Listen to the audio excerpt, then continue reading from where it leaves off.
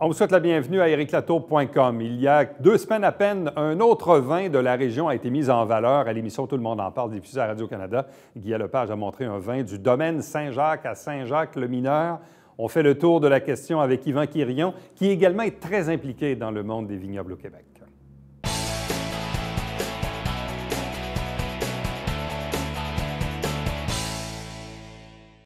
Décidément, notre région aura été mise en valeur 2 fois plus tôt qu'une à l'émission Tout le monde en parle, diffusée le dimanche soir à Radio-Canada. Vous savez qu'à un certain moment dans l'émission, au milieu, on sert toujours un vin.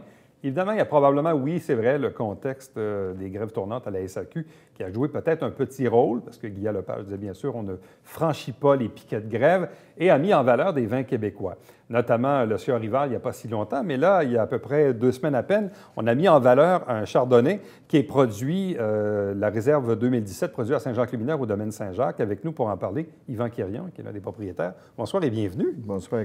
Comment l'aviez-vous appris que votre vin serait mis en valeur? Tout le monde en parle. La veille? La veille. Ils ont appelé la veille. C'était quoi la réaction? Bien, on était contents, hein, comme président des vignerons du Québec. J'ai souvent demandé à Tout le monde en parle de faire leur part pour mettre de l'avant le vignoble québécois. Et là, ils l'ont fait 4 fois. Oui. Ils ont parlé aussi de leur pailleur. Fait qu'il y a mes collègues France et Claude du Mois des Patriotes. Il y a nous autres. Il y a eu leur pailleur, leur mousseux dimanche dernier. Et un autre de mes collègues dont j'oublie. Ouais. Ouais, donc, la grève de la SAQ aura au moins servi à ça? Oui. Façon de voir les choses. Mais j'espère que ça va continuer parce qu'on était le premier blanc qui a été servi à Tout le monde en parle, qu'on m'a dit. Je ne sais pas si c'est vrai, depuis 14 saisons. Et j'espère que Guy Lepage va continuer parce que les échos que j'ai eus, c'est qu'il a beaucoup apprécié nos vins du Québec. Et ça a été apprécié par tout le monde dans l'audience, donc c'est intéressant. C'était quoi les effets dans les jours qui ont suivi la diffusion de l'émission? Bien, on a déjà de la misère à fournir la demande. Hein? Fait ça, que ouais. La demande, et quand c'est arrivé, nous autres, le vignoble était fermé. On ferme fin octobre.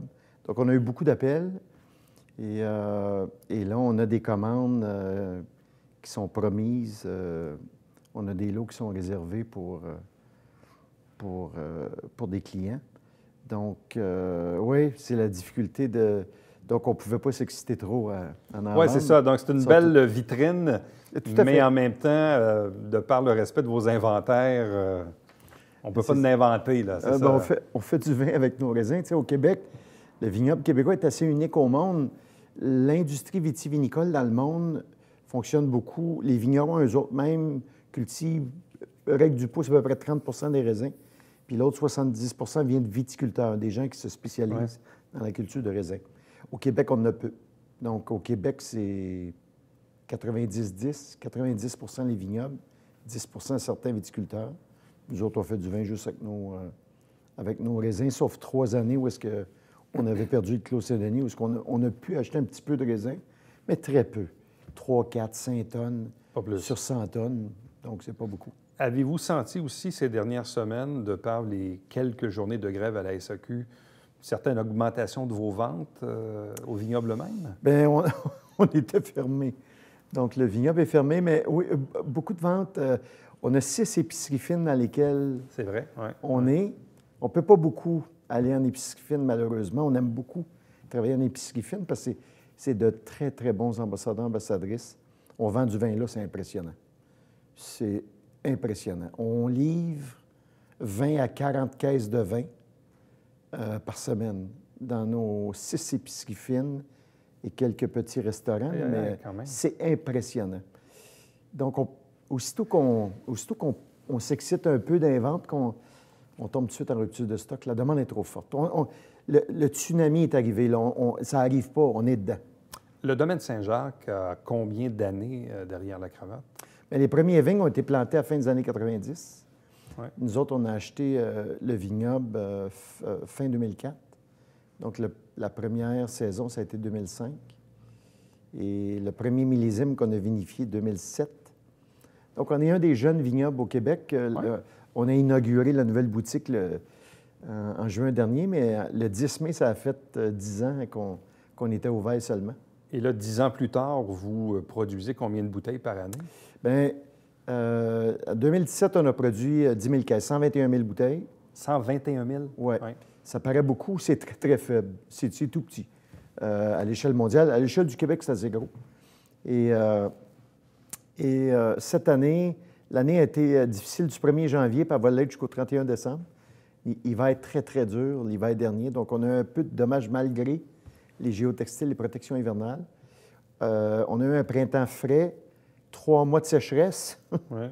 Donc, beaucoup de concentration dans les raisins, moins de poids, moins d'extraction et un automne très, très froid. Donc, c'est une année qui a été difficile, moins de rendement. Donc, cette année, 105 000 bouteilles seulement. On s'attendait à produire 150 000 bouteilles cette année. Ah oui. Parce qu'on a planté beaucoup de vignes. Et, Mais passer de 100 à 150 000, ça demande plus de raisins, c'est ça? bien, c'est qu'on a planté, on est rendu à 23 hectares et demi. On est parti à 8 hectares, 8 hectares et demi qu'on avait, on a commencé à planter en 2013-2014. Ouais. Donc, là, on a des surfaces qui commencent à produire pas mal.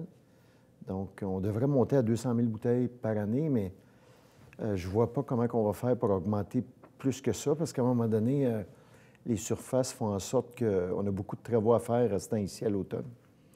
Et c'est beaucoup de travail. Donc, dans quel délai pensez-vous être capable d'atteindre le plateau du 200 000 bouteilles? 2020.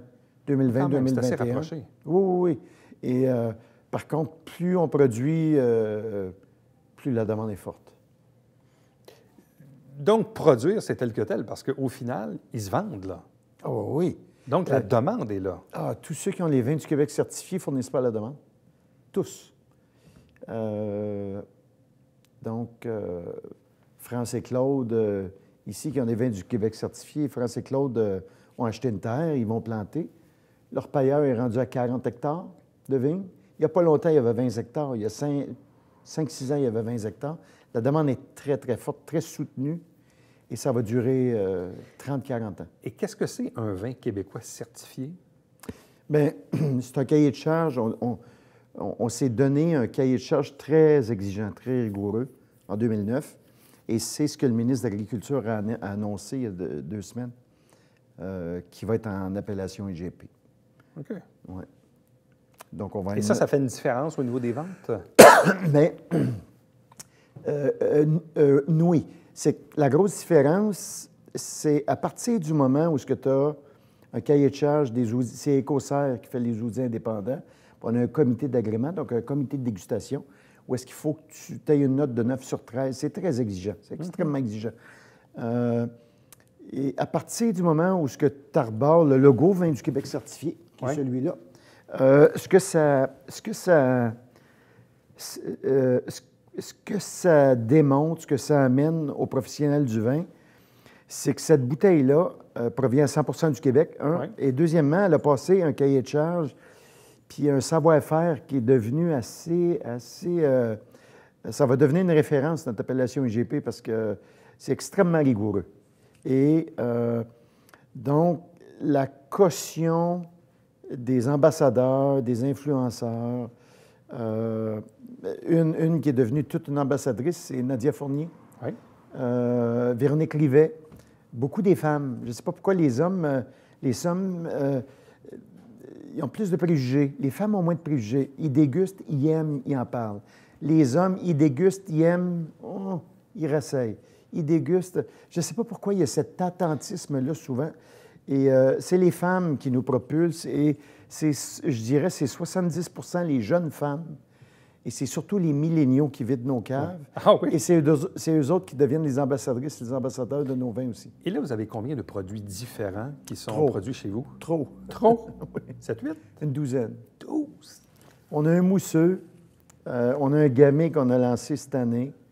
C'est pour ça qu'on veut arrêter de produire du vin de glace pour essayer d'augmenter les quantités par vin. Donc, j'aimerais ça descendre à 7-8 produits. OK. Donc, le réserve Chardonnay a remplacé notre réserve blanc.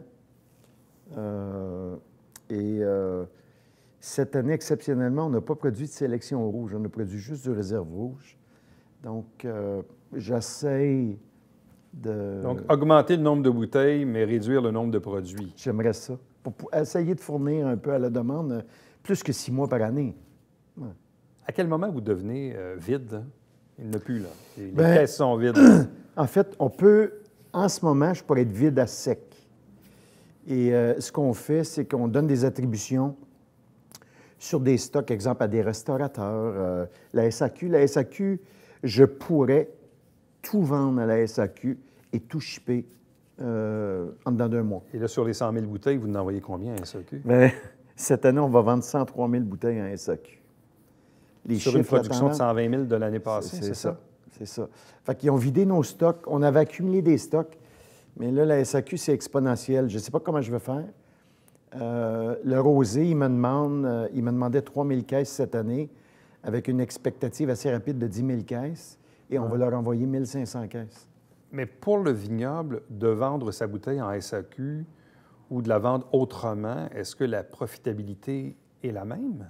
Bien, la SAQ prend sa marge. Ils ont baissé les prix de 1,40 donc ils prennent moins de marge, mais ils prennent 46 de marge, comme pas mal tous les commerces de détail prennent. Les épiceries fines en prennent un petit peu moins. C'est autour de 20-25 et on a une aide à la commercialisation maintenant avec les vins du Québec certifiés. Il faut que ce soit 100 du Québec, donc il faut que ce soit certifié avec le ministère des Finances pour venir compenser un petit peu. Le vignoble mondial est hyper subventionné. Donc, la Foire des vins français, c'est pas un hasard, c'est pas la SAQ qui décide en septembre de faire un mois de la Foire des vins français. C'est payé par la France, par les interprofessions.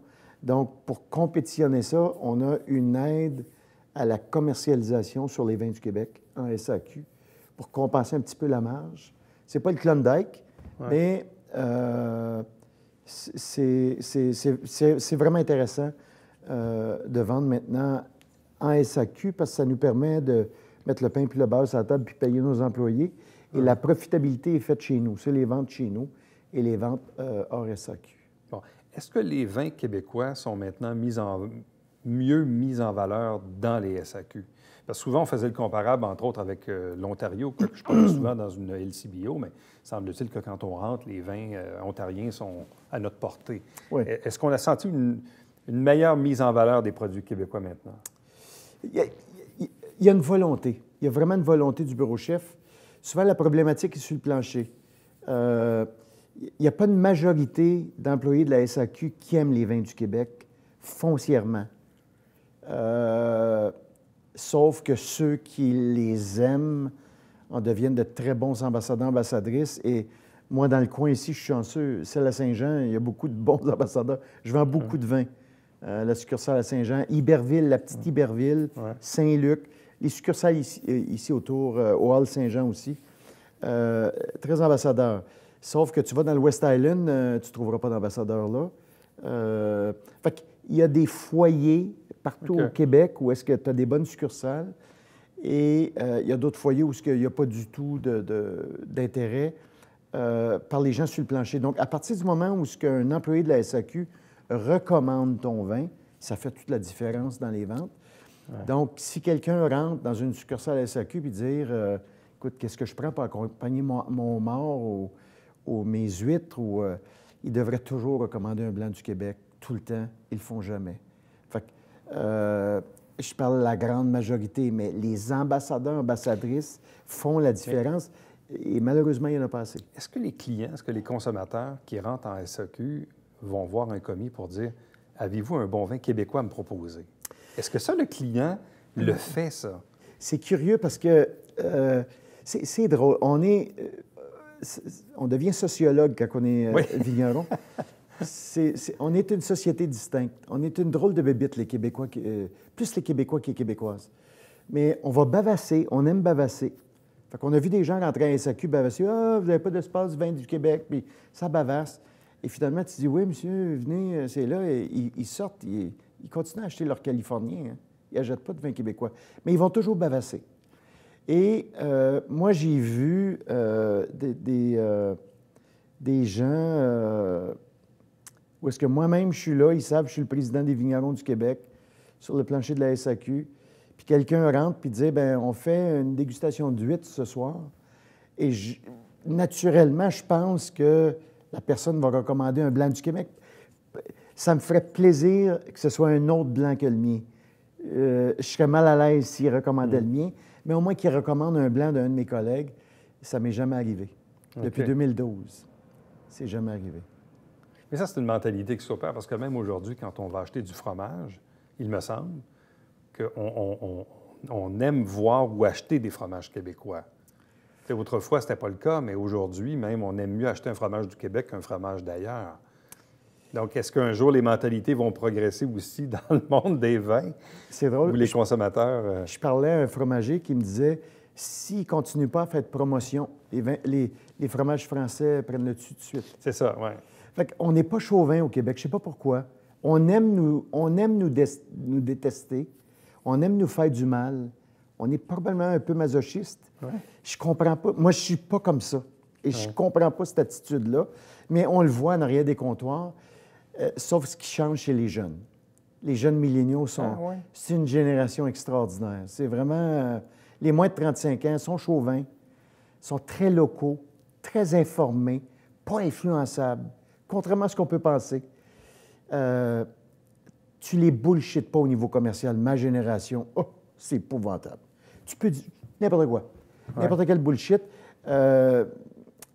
Et c'est beau de voir cette jeunesse-là. On a une jeunesse très solide au Québec. Et c'est eux autres qui changent. Eux autres développent notre vignoble québécois à la vitesse grand V. C'est grâce aux jeunes. Et là, les plus vieux de ma génération, écoute, les jeunes amenaient ça, puis là, ils sont là, bien, je passe tout à côté de quelque chose. On est tellement influençables que les jeunes nous influencent. Et c'est là qu'on voit que les mentalités changent, parce que j'ai eu un souvenir, en 98, je travaillais à CKC, dans l'émission de Paul Arcand à l'époque, et il y avait une grosse grève de la SAQ. et moi qui venais d'ici, je disais aux gens, bien, allez vous approvisionner là, etc. Et je me rappelle d'un chroniqueur de la presse que je n'aimerais pas, qui m'a dit, ben non, Éric, les vins du Québec, là, je ne veux pas te décevoir, mais tu sais, je sentais beaucoup de condescendance, beaucoup de condescendance. Mais je reviens encore à ce que Guy Lepage a fait il y a 2 semaines, à Tout le monde en parle, et là où il dit, hey, wow, les vins du Québec, essayez ça parce que ça a bien de l'allure. Ça en prend juste des fois un influenceur ou deux qui va faire virer le vent de bord puis qui va dire aux gens, bien, sais-tu, c'est ça, on n'y a pas pensé, c'est peut-être une bonne idée. Mais ce qui est malheureux, c'est que souvent, on va scraper la catégorie vin du Québec sur un mauvais vin qu'on boit. On ne le fait jamais pour un autre pays. Jamais. Oui, c'est ça. Si on boit un mauvais Australien, un mauvais Même Californien, la Bulgarie, on ne dira pas que tous les vins californiens sont mauvais. La Bulgarie vient de rentrer là, au Québec. Il y a eu la Grèce, il y a eu la Nouvelle-Zélande à un moment donné. Jamais on scrape la catégorie au complet. On le fait pour le Québec. Et souvent, il y a des gens qui disent « Ah, le Québec, c'est dur, hein? » Puis là, ça fait combien de temps que vous n'avez pas goûté un vin? « Ah, attends un peu. » Et là, il est avec sa femme. « Ouais, ça doit faire au moins 10 ans. » Et là, finalement, tu t'aperçois, c'est 1993. Tu dis, écoute, ça ne t'a pas tenté depuis 25 ans de... Et je ne sais pas pourquoi. On aime... On est un peu masochiste. On aime se détester au Québec. Et je ne comprends pas cette attitude-là. Et les jeunes ne sont pas comme ça du tout. Donc, c'est encourageant. Il y a de l'espoir. Eux autres, ils aiment ou ils n'aiment pas. S'ils n'aiment pas, ils continuent. Ils continuent à découvrir. Fait que c'est à butiner, je ne sais pas comment... Mais aussi, les nouvelles générations le font aussi avec les bières. Les produits de microbrasserie ont pris énormément d'ampleur Mais les jeunes, ils sont chauvins. Ils aiment vraiment le local. Ils aiment découvrir. Ils aiment connaître. Moi, j'ai entendu plusieurs jeunes en boutique qui n'aiment pas les vins de Bordeaux. Là, les premières fois, tu dis « Oh, un petit peu... Tu peux pas dire ça. Ils n'aiment pas... J'ai régulièrement des jeunes filles qui disent « Le meilleur cépage blanc que j'aime, de tous les cépages, moi, c'est le Vidal. » Hey, de ma génération, jamais je l'ai entendu et jamais je vais l'entendre. Mais quand on va devenir un gros buzz, parce qu'on est là. Mais c'est ça l'affaire, oui. Dans 4-5 ans, là, Curieux Bégin qui nous ignore totalement, là, il va être après nous autres, il va tout vouloir nous avoir. Il n'y aura pas de vin. Il n'y en aura pas. Il n'y en aura pas. Fait que, à cause des jeunes, les jeunes. Donc, plus on produit, c'est un peu comme la saucisse high grade, hein? Plus on produit, plus de gens en découvrent, plus de gens en veulent. Là, combien de vignobles au Québec? 125 à peu près. Mais il faut s'entendre. Le vignoble québécois, le plus gros vignoble est déjà trop petit. Imaginez-vous les plus petits. Le vignoble québécois est bien trop petit. La surface moyenne est moins de 5 hectares. Moi, je répète souvent à mes collègues, c'est minimum 10 hectares pour que tu puisses en faire, avoir un modèle d'affaires financier qui se tient. Si tu as une mauvaise année ou deux, parce que souvent, c'est 2 mauvaises années back-à-back. Si tu veux passer à travers de ça, il faut que tu aies 10 hectares. Et ça prend des leaders. Si on se compare au Canada anglais, un moyen vignoble à Colombie-Britannique, c'est 45 000 caisses par année. Donc, c'est plus de 500 000 bouteilles. Ça, c'est 60-70 hectares. Leur payeur vient de franchir les 40 hectares après 36 ans. 37 ans. Leur payeur devrait être à 80-90 hectares de vignes. Donc, on est tous trop petits. Il faut qu'on grandisse.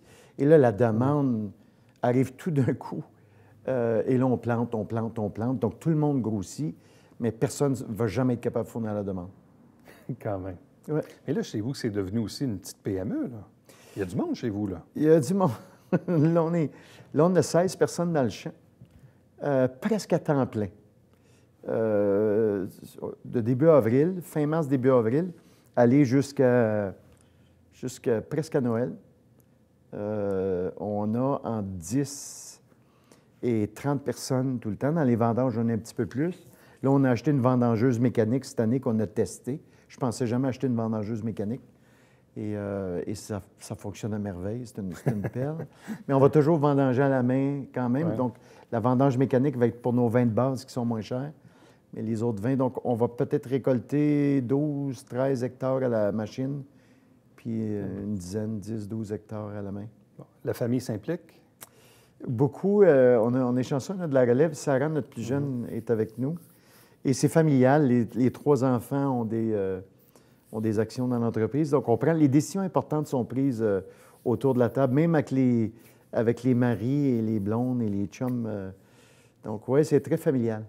Bon, parce qu'en même temps, souvent, je l'ai souvent vu, moi, dans le cas des vignobles, j'ai rarement vu des gens partir un vignoble dans la vingtaine. Donc, quand on se part un vignoble, on a 40, 50, même des fois 60 ans. Ouais. Et là, bien, on vieillit tous. La santé nous suit, pas tout le temps. Puis là, ça devient gros. Mais dans certains cas, des fois, les enfants ont peu ou pas d'intérêt. Donc, vous avez déjà cultivé ça un peu, c'est-à-dire ouais, bien, cultiver la relève? On est assez chanceux. Nos 3 enfants ont vraiment un esprit très entrepreneurial, les 3. Sarah, notre plus jeune, a fini son bac en administration des affaires. Jérémy est humoriste, lui, il a sa carrière. Mais très impliqué, il a travaillé pendant 7 saisons dans le vignoble, très attaché au vignoble. Et Laurie, notre plus vieille, Laurie a étudié en marketing à l'université et très impliquée au niveau de l'image de marque, du vignoble et tout ça. Puis Martin et Gab, mes 2 gendres, c'est des entrepreneurs. Donc, Gab, qui est ingénieur mécanique, nous a bâti des boguets électriques pour travailler la vigne. Et Martin, avec son esprit entrepreneurial, c'est toujours d'améliorer les processus. Donc, oui, on est chanceux. Les enfants sont très impliqués, mais c'est Sarah qui prend la relève. Est-ce qu'ils ont servi du réserve 2017 dans Occupation Double? Non. Non, c'est pas arrivé? Bien, on veut pas jouer... Vous voulez pas mélanger les affaires, c'est non, ça? mais Ouais. Jérémy a sa carrière. On veut pas que Jérémy mette de l'avant le vignoble et vice-versa. On veut pas se servir de... tout simplement par respect pour Jérémy, par respect pour nos clients. Et on veut que ce soit toujours la qualité dans la bouteille qui amène l'achat de la deuxième bouteille. Et pour ça, on veut toujours, sans compromis, s'améliorer. Donc, ça là-dessus, on est chanceux, on n'a pas besoin de faire trop de publicité. C'est nos clients, nos clientes qui sont nos ambassadeurs, ambassadrices, puis qui font que la deuxième bouteille se vend. Nous autres, on vend la première, mais la deuxième, il faut que la première appelle la deuxième. Là. Comme le disait si bien Guy Lepage il y a 2 semaines, parce que je relis un peu le mot qu'il avait dit. Il dit « Ce soir, on boit du vin québécois cette semaine qui favorise les rapprochements, selon Diane, évidemment, qui est la régisseur de plateau. Le Chardonnay Réserve 2017 du domaine Saint-Jacques, qui nous est offert par les propriétaires Yvan Quirion et Nicole Dutemple. Oui, les parents de Jay Dutemple. Leur vignoble est situé à Saint-Jacques-le-Mineur. Et là, bien sûr, et c'est là que je dis qu'il y a peut-être un buzz qui va s'installer à partir de cet automne sur les vins québécois. Et peut-être qu'on va les regarder autrement. Il est déjà installé. C'est grâce aux jeunes. Ouais. Et les jeunes, les plus vieux, s'aperçoivent qu'il y a beaucoup de regrets chez les plus vieux. Ouais. Et comment ça se fait? Parce que quand je le mets d'en face, c'est pourquoi que quand vous buvez un mauvais vin français, un mauvais vin de la Nouvelle-Zélande, un mauvais vin de l'Ontario, vous ne scrapez pas l'Ontario. Pourquoi vous le faites pour le Québec? Ouais. Puis les gens sont toujours surpris de ça. Je ne comprends pas cette attitude. On a une attitude qui est particulière. On est vraiment une société distincte. Je trouve trop souvent que les mauvaises raisons, on n'est pas assez chauvin, puis on pense petit. J'aimerais ça qu'on pense grand au Québec, et je trouve malheureusement, on pense souvent trop petit. Yvan Quirion, merci beaucoup. Bonne chance pour la suite. Merci. Reste avec nous. Au retour, le Babillard quotidien.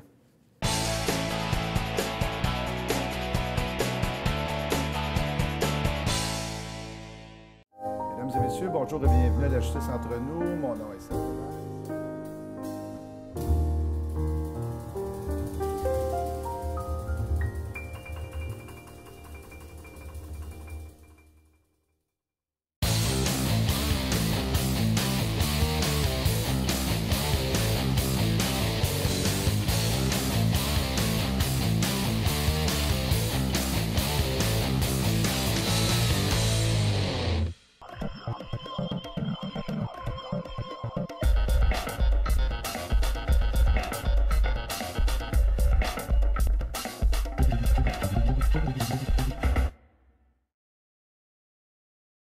Mesdames et messieurs, bon matin et bienvenue à votre télébingo sur les ondes de télévision du Haut-Richelieu. Vous aimeriez jouer au bingo dans le confort de votre foyer? C'est possible. Tous les dimanches matins, 9h30, à la télévision du Haut-Richelieu, maintenant en haute définition au 609. C'est 4 000 $ en prix à chaque semaine. Pour vous procurer les livrets du télébingo, c'est facile. Consultez la liste de nos 30 dépositaires au www.tvhr9.com.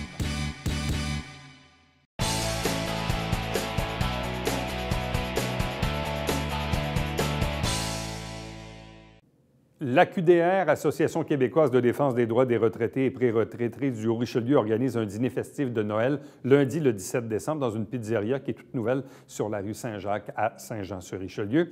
Nous, on se fixe rendez-vous demain. Le prochain rendez-vous d'ériclatour.com par courriel, ériclatour en un mot à commercial tvhr9.com. À demain. Bye-bye.